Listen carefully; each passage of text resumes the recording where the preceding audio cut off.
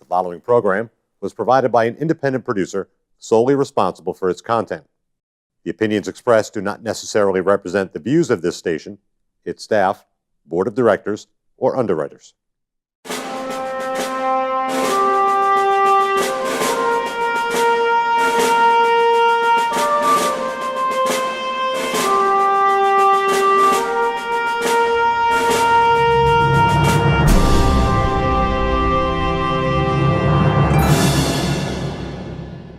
Hello and welcome to Perspectives. My name is David Schoneman and I'm your host on this program. On Perspectives, we take a look at a variety of issues locally, statewide, nationally, and even internationally at times.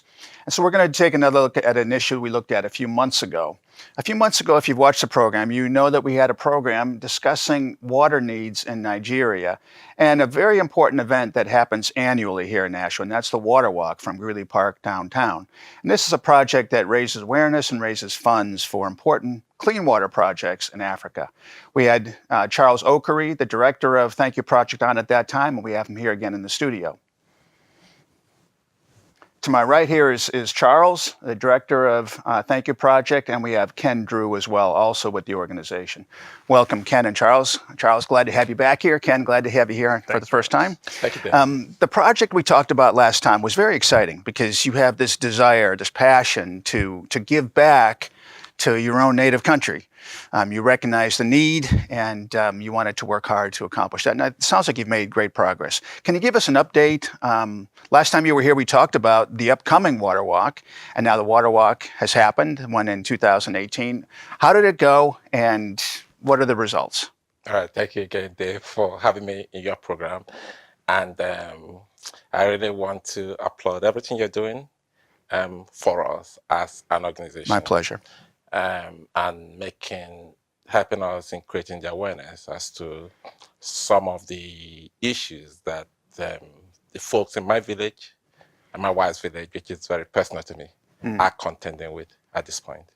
And we had the Water Walk, which basically was set up to somewhat simulate or replicate, mimic what goes on in my village every day. And we use it to raise funds so that we can build wells for them and enhance their living condition. And bottom line is their life expectancy.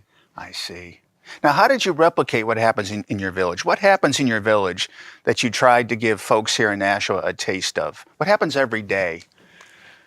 Every day, typical scenario for them, especially the kids and the women who bear the brunt of this drudge. Wake up in the morning before they go to school. They run to the stream or pond or whatever you call it, or river, and they fetch water.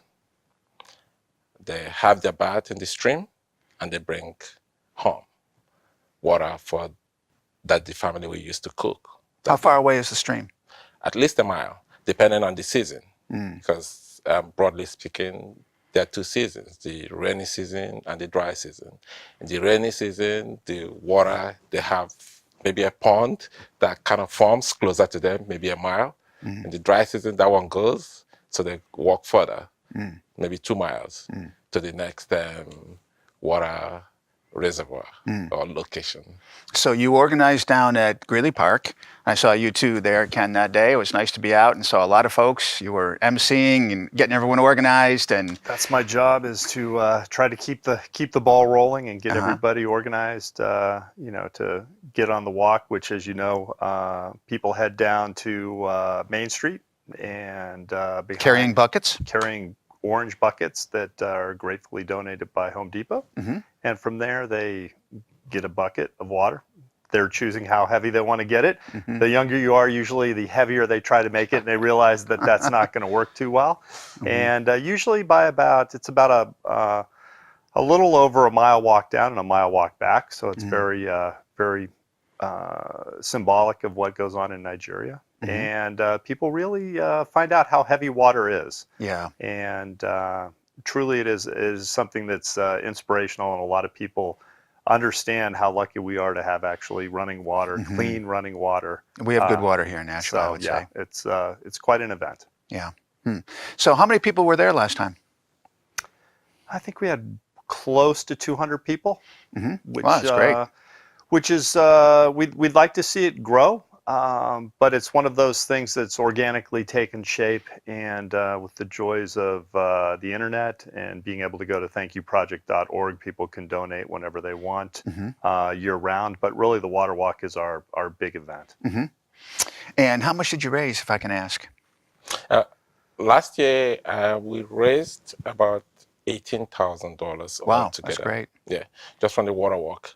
But the good thing about it, which is one of the things that really motivates me in doing this, is that it's not seasonal. You know, water is basic human necessity.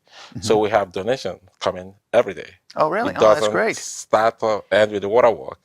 I had someone call me this morning and gave me $30 Wow, this morning. Wow. So people, it's all year round. I see. The water walk is more like the climax I see. that we try to use to symbolize what we're doing. But it's an all year event. And the money that you raise is not really to run your organization. You're a charity, a 401c3. If I have that That's correct? correct, yeah. But you have very low overhead, and your money goes to providing clean water in Nigeria. That's correct. So you're building wells Yes. in Nigeria. At this point, realistically, 99% of the money we raise, we don't put it in the bank.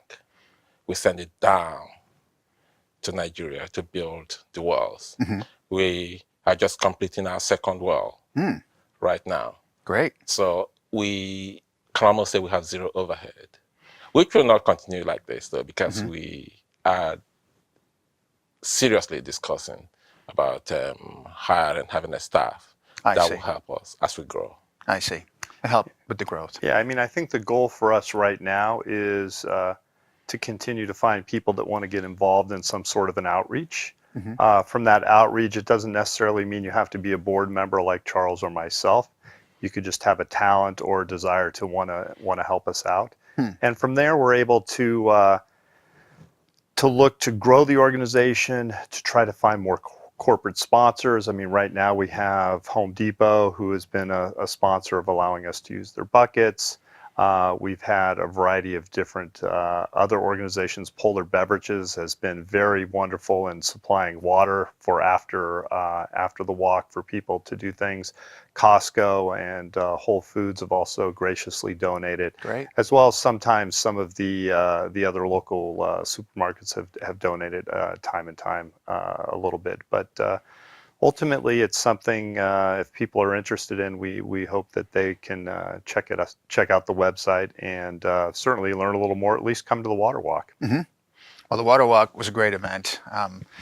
I went last year. I wasn't able to do the whole walk, but we were there. Our little infant son stood in one of the buckets, and he had a good time with that. That was huge for us. Yeah, that was huge for us. It was fun.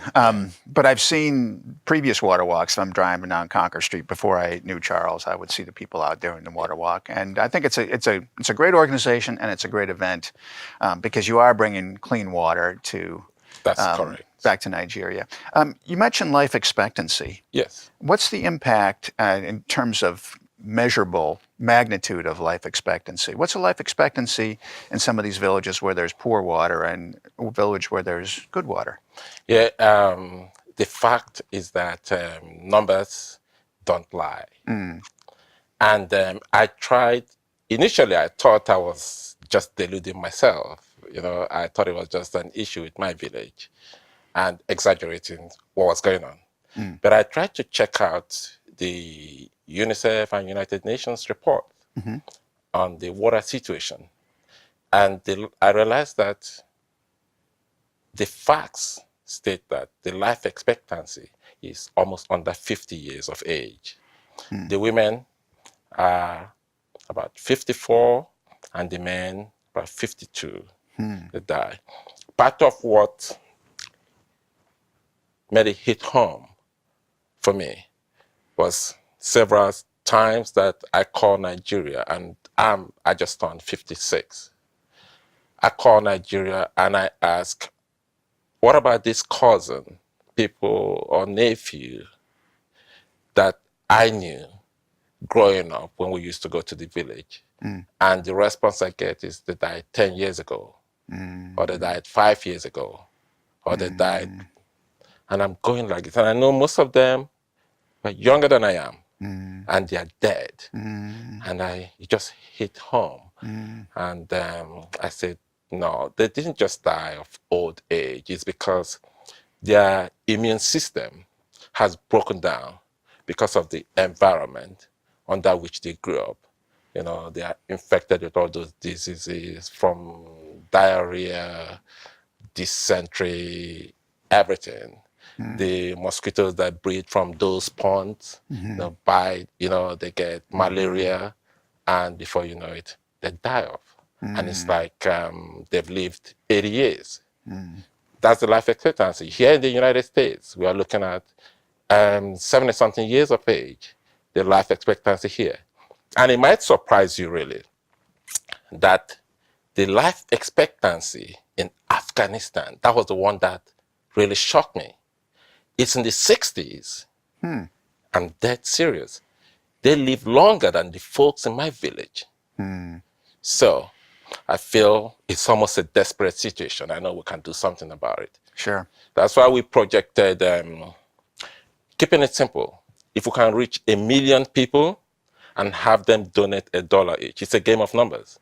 1 million people, $1 each, nobody's going to be inconvenienced. Even school kids can do it.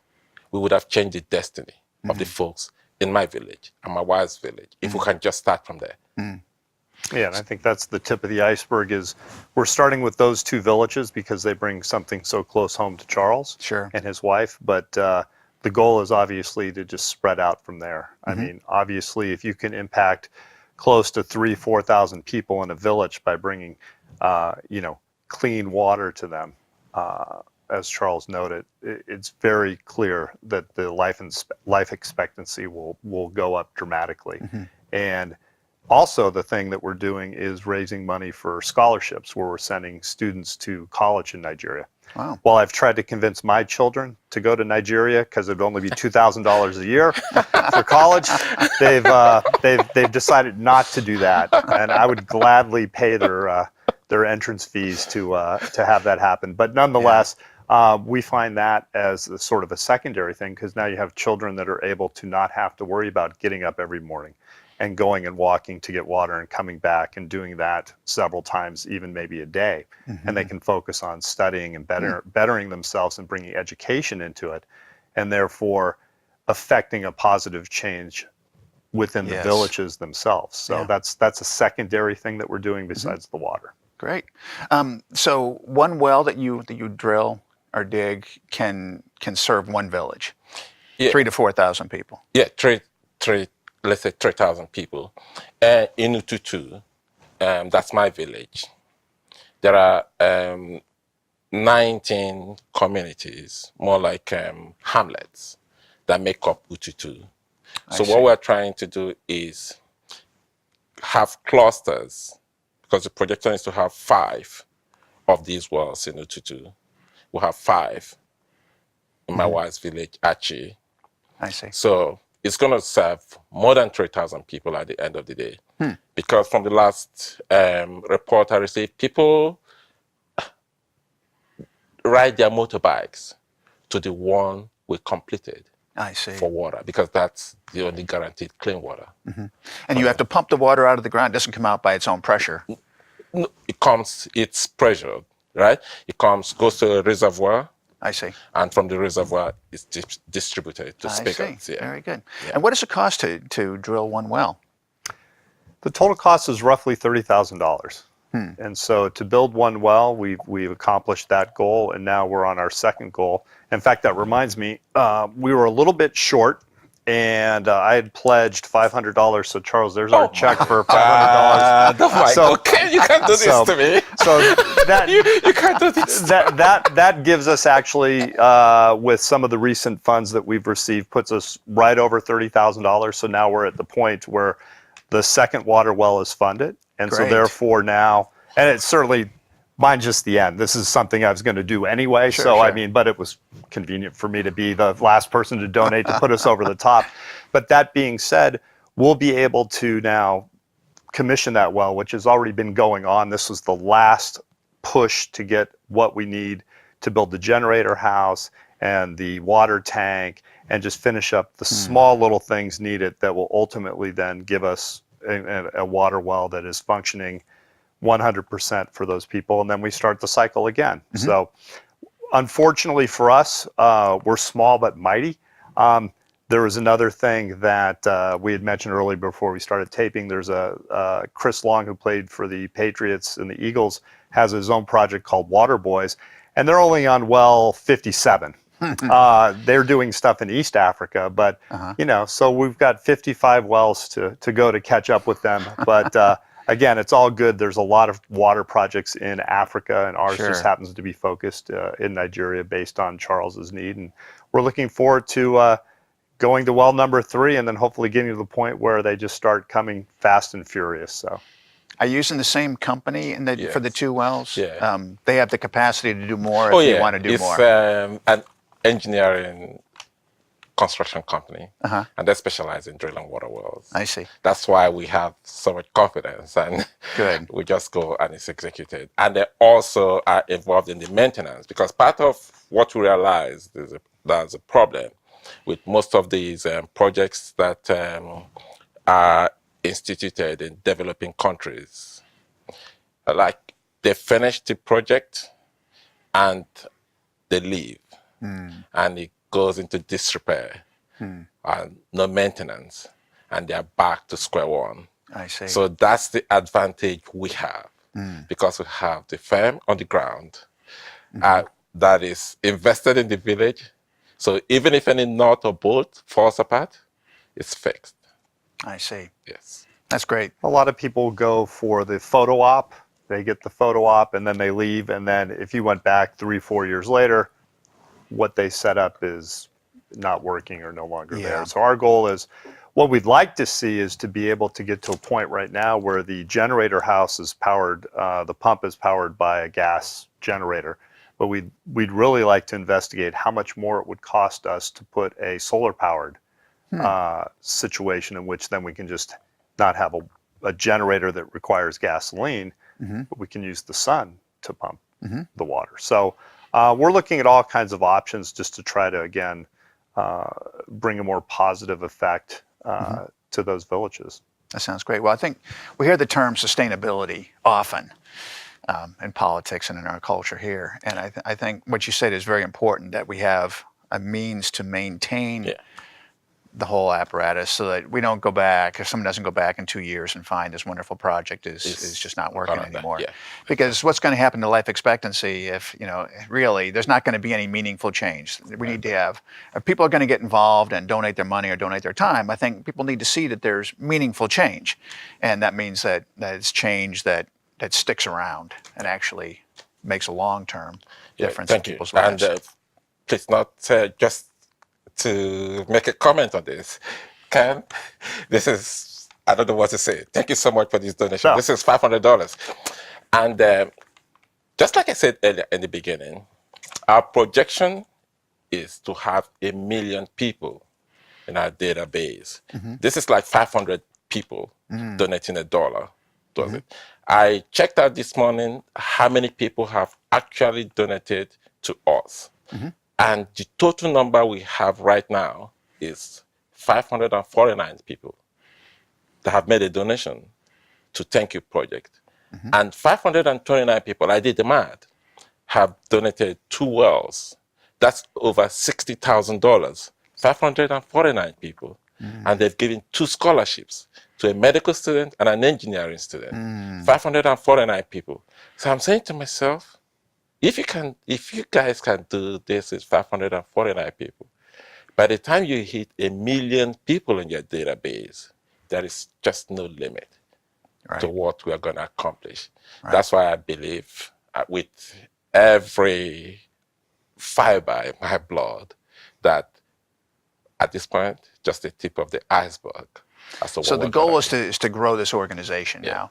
Grow it in terms of, you mentioned board members. That's one way that someone can be involved. Someone can be involved as a donor. Yeah. Is there any other way that people get involved? Is there membership, or is it how does it work? There's no real membership. We have some people that just look to come out every year to the water walk. In 2019, it'll be September 14th at Okay. Greeley Park again, and people come and just donate their time. It's a very short event. It starts usually 9 o'clock in the morning and is done by noon. So in roughly less than 3 hours, you can do something that impacts people. Right. We have people from very small children up to people in their 70s and 80s that are walking, and lots of different groups. The goal is just to have people that really find an interest, and we're really, I don't want to say focusing, but it's really makes an impact on younger children. We've done some events in schools where then they're doing their own water walks and donating the money that they raise, because it's something tangible that people see. Sure. I tell people all the time, imagine, doing a home renovation and they turn off the water, and it's I can't live without water. I can't flush the Right. toilet. I can't get a drink of water. Right. And these are people who are living without those common conveniences of just having running water that we're bringing to them. So we're hopefully going to continue to, again, we'd love to grow with the board, to have people that want to do and bring their talents, whether it's fundraising, whether it's website maintenance, whether it's marketing, advertising, whether it's whatever, or just people that feel like they just want to help out every now and then. It's quite easy. Good. And rewarding. Well, I can see the rewarding part, definitely, and I think it's something that's very tangible. People do want to get involved, I think, in activities that go beyond their normal reach at times. There are all kinds of fundraising things that are being done by every group imaginable all the time, and none of us goes very long without getting something in the mail or a phone call from somebody looking for something. So we have to decide. We all choose. I think many people like to give something, and they choose which avenues. I think some of the things that people look for are a tangible benefit, a real, true benefit. And water is certainly something, as you said, that we all use and rely on every day, and we can understand what it would be like not to have it. That's one good thing the Water Walk does. We also want to make sure that a charity has low overhead.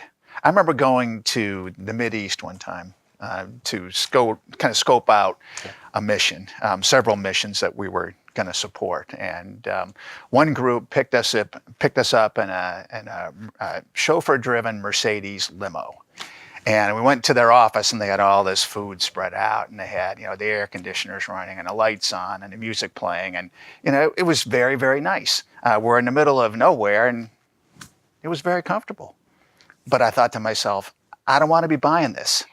That's not what we're going to give to. And we didn't. We chose someone who was operating more on a shoestring, probably more tangible benefit, because these are the things that are important, I think, to many donors. If we really want to leverage our resources, we're looking for ways and places, where we get a good benefit and we're not paying for all the fluff. So it sounds like you guys have mastered that. Thank you, David. The other thing I wanted to highlight is Thank You Project. Primarily, it's not about Ken, it's not about Charles. It's about our collective humanity. It's about us being our neighbor's keeper. So if we have that mindset, and that's what I tell everybody, if we have it embedded in our psyche to lift the next person up, and all it's going to take is $1, Right. we'll be good. Right. We'll be good. That's all we need. Word of mouth, spread it. Tell the whole world, $1, $1. We would have saved the destiny, the entire destiny of a village. Yeah, I mean, if anybody's watching this and they just get their Dunkin' Donuts once a day, just once a day, just donate your Dunkin' Donuts coffee to the Water Walk. And I mean, that's the sort of thing that it's really, as Charles said, it's a numbers game, and the more numbers you would get, the faster you can get to your goal. I mean, 2 years ago, we had the unfortunate situation where a water walk took place when all those hurricanes ravaged down in Texas and Florida and the Virgin Islands and Puerto Rico. And so our water walk funding that year was decreased because everybody had already sort of taken their funds and donated to those, which were great causes, obviously. Sure. You know, so a lot of it's timing, and that's why our whole situation is year round. But, you know, we hope that the water walk is sort of the pinnacle where everybody comes to donate. Well, I hope that they do. So when is the water walk again this year? It's in September? September 14th. September 14th. And if people want to get involved, they can reach out to you via the website. We have the website www.thankyouproject.org. And the benefit is that this is ongoing. You don't have to wait for the water walk to make a donation. Anybody watching this program can make a donation right now, and we'll be fine. Are there pictures on?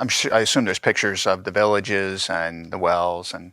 Yeah, we have pictures. We have updates. We use on the our website. Facebook page, our Twitter. We're going to be on Instagram soon. Great.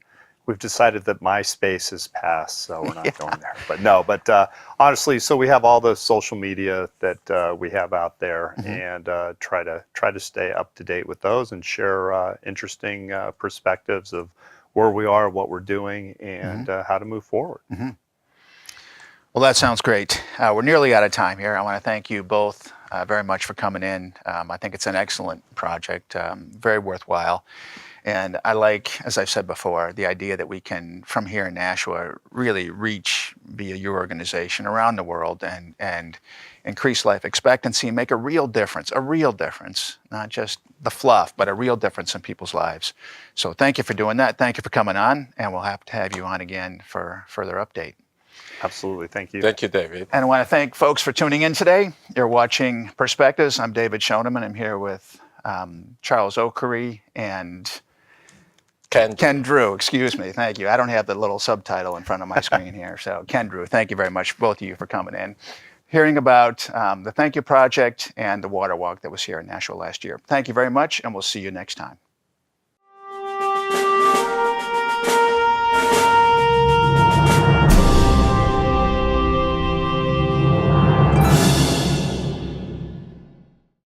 The preceding program was provided by an independent producer solely responsible for its content. The opinions expressed do not necessarily represent the views of this station, its staff, board of directors, or underwriters.